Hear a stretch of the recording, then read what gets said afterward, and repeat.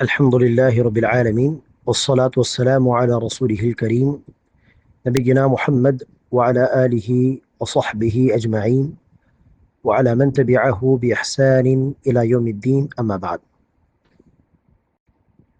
அன்பிற்கினிய மாணவ மாணவிகளே, கண்ணியமிக்க சகோதர சகோதரிகளே, சொர்க்கத்தில் அல்லாஹ் சுப்ஹானஹு வ தஆலா படைத்திருக்கக்கூடிய நிஅமத்துகளை குறித்து, அருட்கொடைகளை குறித்து நாம் தொடர்ந்து சில செய்திகளை பார்த்து வருகிறோம். அல்லாஹ் சுப்ஹானஹு வ தஆலா நம் அனைவருக்கும் சொர்க்கத்தை அடைவதற்கு அல்லாஹ்வின் அருளால் அல்லாஹ் படைத்திருக்கக்கூடிய அந்த சொர்க்கத்தில் நுழைந்து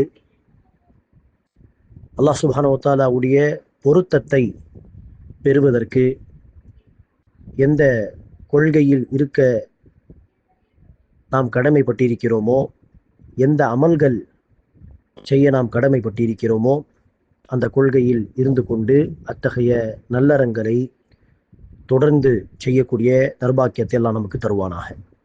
அன்பிற்கினிய சகோதர சகோதரிகளே, இன்றைய இந்த பதிவில் நாம் இன்ஷா அல்லாஹ் சொர்க்கத்தில் இருக்கக்கூடிய ஆறுகள், நதிகள் குறித்து ஓரிரண்டு தகவல்களை தெரிந்து கொள்வோம். அன்பானவர்களே,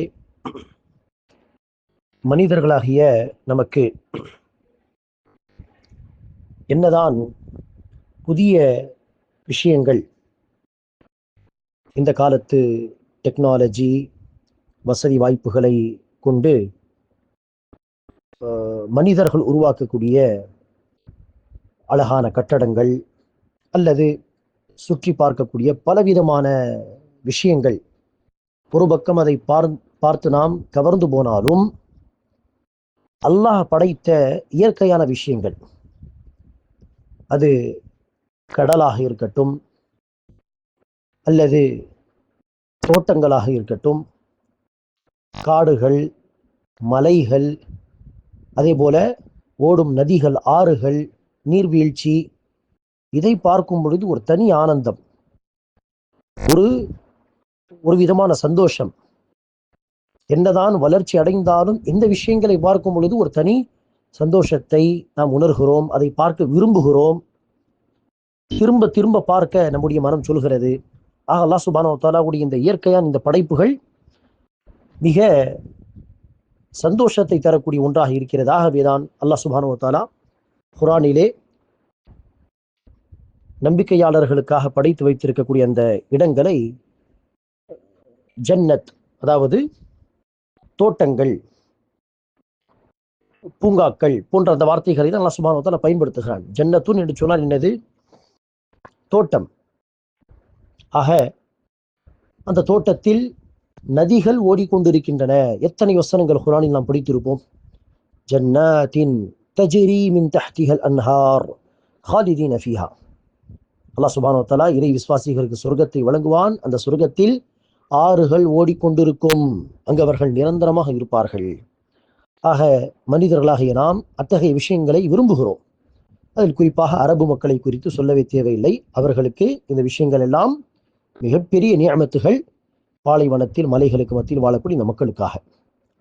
அன்பானவர்களே, சொர்க்கத்தில் இருக்கக்கூடிய ஆறுகள் பொறுத்தவரையில் அல்லாஹ் சுப்ஹானஹு வ தஆலா இதை குறித்து முஹம்மத் அத்தியாயம் சூரா முஹம்மத் 15வது வசனத்திலே சொல்கிறான். மஸருல் ஜன்னத்தி அல்லதி வஇதல் முத்தகூன். பயபக்தியாளர்களுக்கு அல்லாஹ் வாக்களித்த அந்த சொர்க்கத்தின் தன்மையானது ஃபீஹா அன்ஹாரும் மின் மாஇன் கைரி ஆசிம். அந்த சொர்க்கத்திலே தீங்கற்ற பரிசுத்தமான நீரருவிகள், ஆறுகள் ஓடிக்கொண்டிருக்கும். ஃபீஹா அன்ஹாரும் மின் மாஇன் கைரி ஆசிம் வ அன்ஹாரும் மின் லபனின் லம் யதகய்யர் தஅமுஹ். ருசி மாறாத பாலாறுகளும் ஓடிக்கொண்டிருக்கின்றன. வ அன்ஹாரும் மின் ஹம்ரின் லzzத்தில் லிஷாரிபீன். குடிப்பவர்களுக்கு, அருந்துபவர்களுக்கு பேரின்பம் தரக்கூடிய மது ஆறுகளும் ஓடிக்கொண்டிருக்கின்றன. وأنهار من عسل مصفى. மேலும் சுத்தமான, கலப்படம் இல்லாத சுத்தமான தேனாறுகளும் ஓடிக்கொண்டிருக்கின்றன என்று அல்லாஹ் சுப்ஹானஹு வ தஆலா சொர்க்கத்தில் ஓடக்கூடிய இந்த 4 வகையான ஆறுகளை குறித்து சொல்கிறார். நீரருவிகள், நீராறுகள், பாலாறுகள், மது ஆறுகள், தேனாறுகள் என்பதாக அல்லாஹ் சுப்ஹானஹு வ தஆலா அந்த சொர்க்கத்திலே பலவிதமான இந்த ஆறுகளை படைத்திருக்கிறான். ஒரு ஹதீஸிலே நபி ஸல்லல்லாஹு அலைஹி வஸல்லம் அவர்கள் அந்த ஆறுகளுக்கான வெவ்வேறு பெயர்களையும் குறிப்பிடுகிறார்கள்.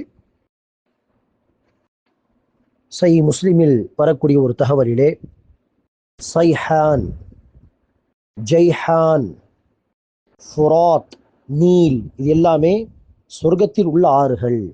இது தேனாறு, பாலாறுக்கான தனித்தனி பெயர்கள் அப்படி கிடையாது. பொதுவாக ரசூல் அவர்கள் சொல்கிறார், இது எல்லாமே சொர்க்கத்தின் ஆறுகள் என்று சில சொர்க்கத்தின் ஆறுகளுடைய பெயர்கள். சைஹான், ஜைஹான், ஃபுராத், நீல். ஃபுராத் மற்றும் நீல் என்பது பூமியில் உள்ள 2 ஆறுகளுடைய பெயர்கள். அல்லாஹ் சுப்ஹானஹு வ தஆலா சொர்க்கத்திலும் அந்த பெயரில் ஆறுகளை படைத்திருக்கிறான்.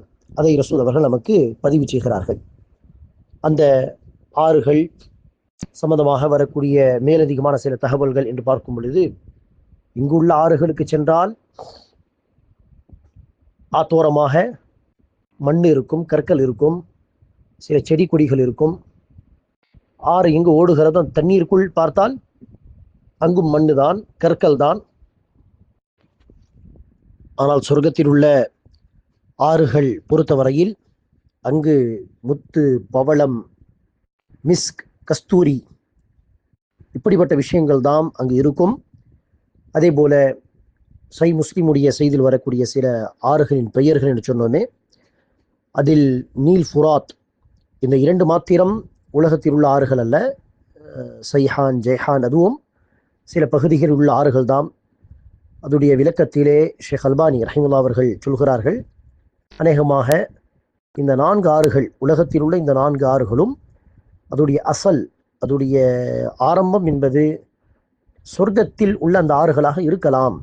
எப்படி மனிதன் சொர்க்கத்தில் ஆணும் பெண்ணும் அங்கு இருந்தார்கள், பிறகு அங்கிருந்து இங்கு அனுப்பப்பட்டு அடுத்து பல மனிதர்கள் இங்கு பூமியில் பரவி இருக்கிறார்களோ, அப்படி அந்த ஆறுகள் அங்கு படைக்கப்பட்டிருக்கலாம். அதுடைய அசல், ஆரிஜின் என்று சொல்வார்களே. ஆனால் நன்கறிந்தவன் அந்த ஹதீஸுக்கு என்ன விளக்கம் என்று. மேலும் இந்த ஆறுகள் தொடர்பாக குர்ஆனில் சூரத்துல் இன்சான் தஹர் அத்தியாயம் 6வது வசனம், அதில் அல்லாஹ் சுப்ஹானஹு வ தஆலா சொல்கிறான், இந்த நீர் அருவிகளிலிருந்து என்ன செய்வார்கள் மக்கள், தண்ணீரை அருந்துவார்கள் என்பதாக. ஆக சுத்தமான தண்ணீர் என்பது, குறிப்பாக சுவையான தண்ணீர் என்பது மிகப்பெரிய ஒரு நிஅமத். இந்த உலகத்திலே நாம் என்ன செய்கிறோம், சுவையான தண்ணீரை, சுத்தமான தண்ணீரை விரும்பி அருந்துகிறோம். அப்படி இருக்கும் பொழுது சொர்க்கத்தின் தண்ணீரை குறித்து என்ன சொல்வது?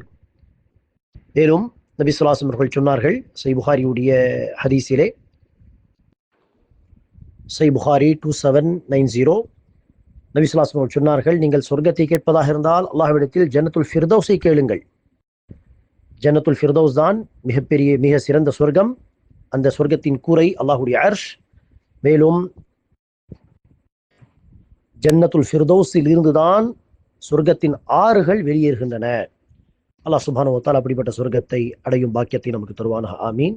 அஸ்ஸலாமு அலைக்கும் வரஹ்மத்துல்லாஹி வபரகாத்துஹு.